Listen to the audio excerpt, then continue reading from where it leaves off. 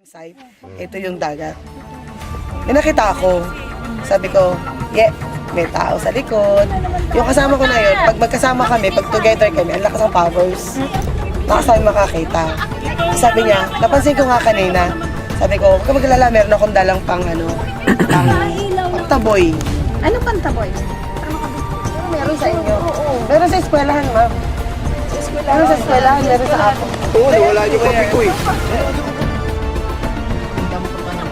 Katapat nung hagda, yung kwanto ninyo,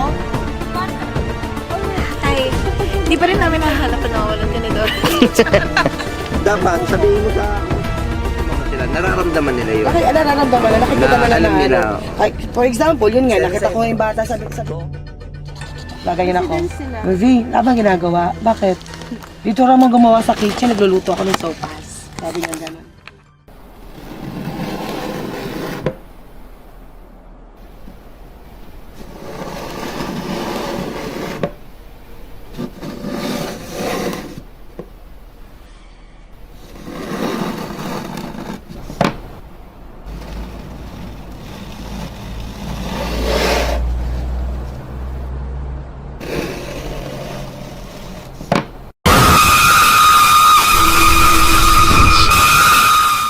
Kasi baka sumasama Ang bilis eh. yan sa'yo eh. Hindi siya sumasama, taga dito siya. Okay. Taga dito siya. Lokal siya dito. Sa Arabic siya? Oo. Hindi baka Katari. Hindi Malamang lokal nga eh. yung tawag nila sa espiritu ng na gano'n. Katulad niyan, sa may CR dito, kasi nasa ibang tayo, di ba? Sa CR, wag kayong basta-basta nagtataop ng tubig na mainit saka sa sink. Kasi dyan sila nakatira. Na may mga nakatira dyan. Lababo? Oo, sa CR saka sa lababo. Kahit sa ang CR? Pag pinapatayan ng Ano ba yung sink? laging dapat yung ilaw na... Kaya pala minsan, nasa CR ako, matagal lumabas kasi para may nakatingin ba? Huwag magdapan Meron ng nasa sink. likod mo. Lababo? Huwag dapat pinapatay talaga yung ilaw na... Alam Sa bahay, ko naman. sa bahay namin, pagpatay ang ilaw, yung bandang dulo lagi may kumakaluskos. Kami patay Tapos lahat. tatalo na lang yung pusa. 14 yung pusa niya. Ito ko sa inyo yung nangyari sa amin sa may sa border. Isang border na. Sa may ano nga tawag doon? Inland Sea. Parang ito din, kami lang ang nandoon. Ano lang kami? 5. Yung driver, ako, yung kaibigan ko, tsaka yung mag-asawa. Tapos, naghahanda na kami. Ngayon, dumilim na. May kinuha ako sa likod ng sasakyan. Kasi yung sasakyan pa ganyan eh. Pag ganon, ito yung namin, camping site. Ito yung dagat. May nakita ako. Sabi ko, may tao sa likod. Yung kasama ko na yun, pag magkasama kami, pag together kami, ang lakas ng powers. Lakas namin makakita. Sabi niya, napansin ko nga kanina, sabi ko, huwag ka maglala, meron akong dalang pang taboy. Ano pang taboy? Para makabili natin mamaya sa soup. Insenso yun. Yung bukor ba pwede? Oo, yung bukur. Pero insenso ang ginagamit. Yung pang Indian, Pwede diffuser. sa Indian talaga. Ganun. Ay, yung mahabang stick. Baka gumanon pa yun sa diffuser. Tapos, then ako. Naglagay ako. Tinutsok lang sa ganyan. Tapos the thing is, Ba't ayaw nila ng kamay na yun? Ako ayaw ko nun eh. Sila pa kaya. Meron pala akong ganun lagi. dapat na ganun kalagi. Basta akin okay Anyway, lang may yan. naggagana naman lagi sa pag may nagluluto sa baba, Oo. nag-insenso sila para mawala yung amoy. Mawala yung amoy. Ngayon, yung kaibigan ko, pumunta siya sa likod. Sabi niya, Nay, sabi niya gano'n, meron nga. Nay, kasi ang tawag sa akin, Nay. Nay, meron nga, sabi niya gano'n. Tapos, na kami. Kaya lang, sabi ko, yaan mo, dumating yung mga yan. Alam mo, pagpasok ko dyan sa accommodation, naramdaman ko may laman ng accommodation. Sa amin? Ikaw din. May nakita ko agad. Sa ako mo din sa amin? Amen? Oo. Meron nga. Meron doon sa kwarto namin. Yung tumakbo ng ano. Lagi ko na. Ayun yung pumasok nung na-raid kayo. Sabi, go out. Miss, pag biglang dumami itong mga gamo-gamo dito, yung mga insecto dito. Tapos ayan, tuloy ko na. Tapos sabi niya, meron nga. Sabi niya gano'n. Kinuwento ko ngayon sa driver. Oo. Sabi niya, Ako naramdaman ko, sabi Ay, ko, Miss Ems, yung kinikwento mo sa ako, hindi po, sa experience namin sa akala ko sa ako. Meron din daw po sa atin. Pero meron sa inyo. Meron sa eskwelahan, ma'am. Sa eskwela. Meron sa eskwelahan, meron sa ako. Oo, nawala yung kape ko eh. Lagi ko pa naman palagi sa school. Saan sa amin? Saan dyan ba sa bahay? Nakita ko sa second floor, sa pataas. Miss Emmy ako, wait lang. Totoo yun. Ay, sinasabi ko na sa kanila yung kila Hana. Either midnight, mga 11 p.m. no or 7 a.m. May mga tao maingay sa baba. Nagtatawanan, babae, may mga bata. Diba? Kagabi may bata. Narinig mo ba yun? Oo, kagabi ang lakas ng boses niya. Wala kaming bata, hindi sa labas. Wala ba nagdala ng ano? Kagabi ba kayo na umaga? Wala kayong bisita. Ay, kasi miss, alas 3 na ako, mga alas 4:30 na ako nakauwi kanina. Oh. Ay, kahapon, ano yung kailan ba yun? Kasama ko si Sir Mark kasi nagpahatid ako, takot nga po ako. Sabi ko, ihatid mo ako sa... Pero tatawanan kayo. Hindi. Sabi niya, pero nagbubulungan kami, sabi niya. Oh, Alam mo kung kailan ko naririnig yan? Friday.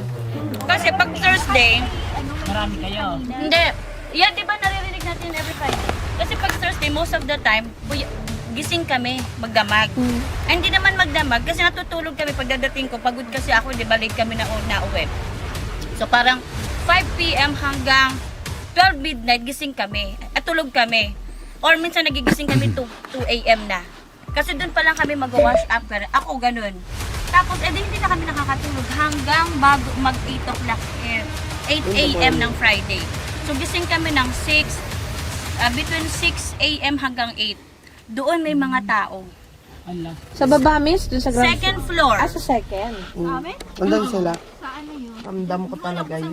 Katapat nung hagda, yung kwarto ninyo, kwarto at saka yung hallway. Kaya sabi ko, dati pa namin yun napapansin, basta bagong lipat. Tapos pagka sabi ko, gising na sila.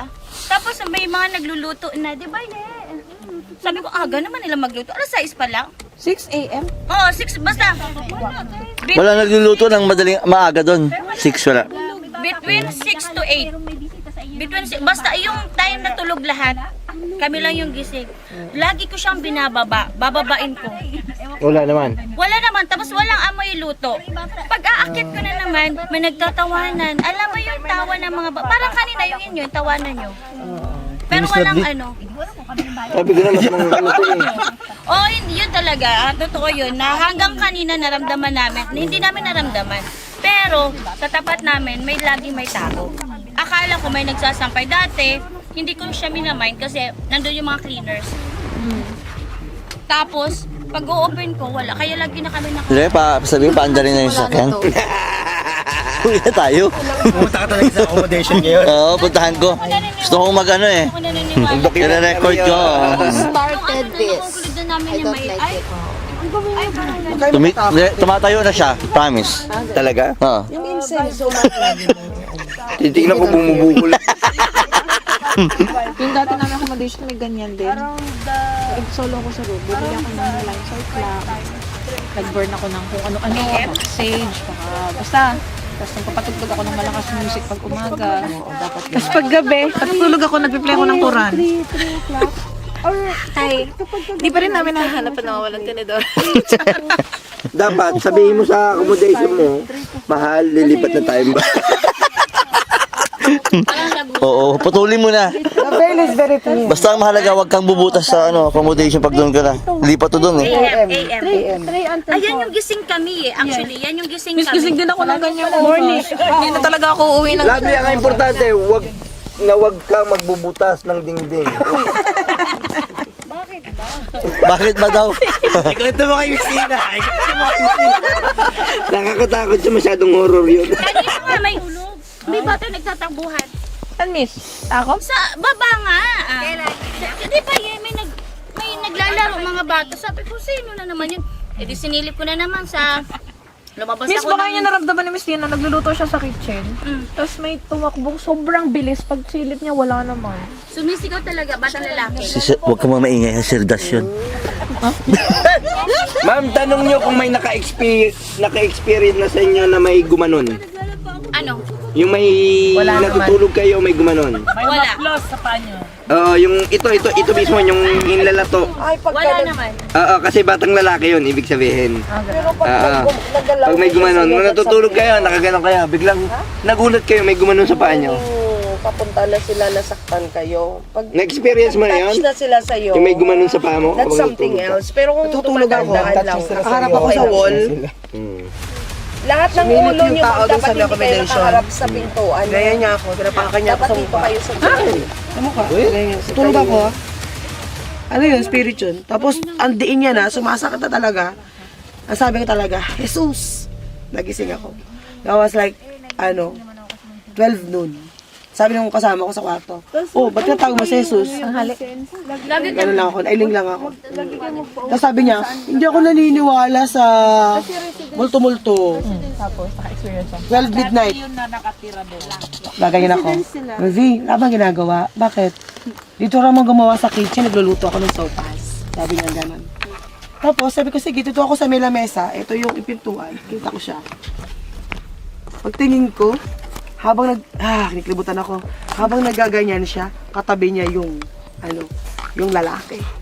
Anong ginagawa ng lalaki? Nakatingin sa kanya ganyan, sa niluluto niya. Asa niluluto? Oo, kasi pag sinabi ko, baka tumapon yung sa kanya yung Curious lang.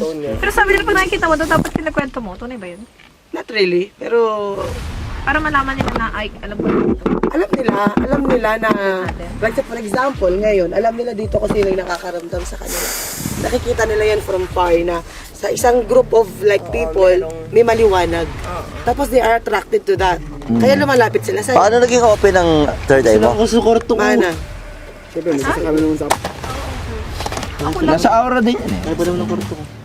Hindi ko alam kung lapit yun ako. Ano pag gaganyan? Don't be scared. Lapitin ka na lalaki manloloko. Ako, ang dami nang experience ko talaga. Worse, imagine, alauna, alas 2, bababa akong ganyan doon sa dati kong work. Makikita ko yung babae na kaganyan, no? Wait, paano? Nakangiti or Kakanga siya. Ano yung patay? Parang patay? Ano siya, tapos ang buko niya, ang kapal na kulot na ganyan. Oh, imagine. Tapos, Arabo nga. tapos gumagawa akong ganyan, tapos sisilip yung mga black figure niya kaganyan. Sabihin ko, not today, malis kayo, busy ako. Kailangan ba pag ganun, ipaalam mo sa kanila nakikita mo sila o din mo lang? Dead man, una kasi, alam nila, pag natatakot ka, nararamdaman Lalo nila kang meaning. Lalo Oo. Ay, natatakot ka pa. Meaning, ibig sabihin, Ako, nasisense mo nagugulat. sila. Ah, Ibig sabihin, nararamdaman mo sila. Nararamdaman nila yun. nararamdaman na, Oo, nakikita na nila alam na, nila. For example, yun nga, nakita ko yung bata sa So, Sir Jared, tapos bigla siyang bumaba. Ibig sabihin, nakita niya ako. hindi ka muna bilis. Bilisan mo.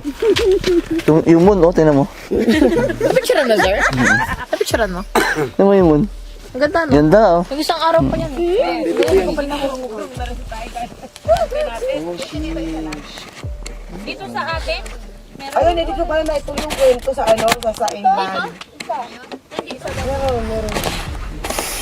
Maganda yan siya. Dead ba lang? Kasi, Yun na pang alamin para di kayo matakot. taga dyan lang siya sa dinaanan natin. Oh. You know? So, sumakay siya kanina. No, tayo siya, lakad lang yan. Di tuloy ko kayo kwento ko sa inland. Kaya nga. Emi, pwede bang ganito para marinig namin? Inland. Inland. Ayan na yan. Ano tayo? Ayan. Kumbaga unguarded ako dyan eh. Nasa talikod ako. So, dito ka banda. Diyan nga sa loob, nakahiga. Bakit lang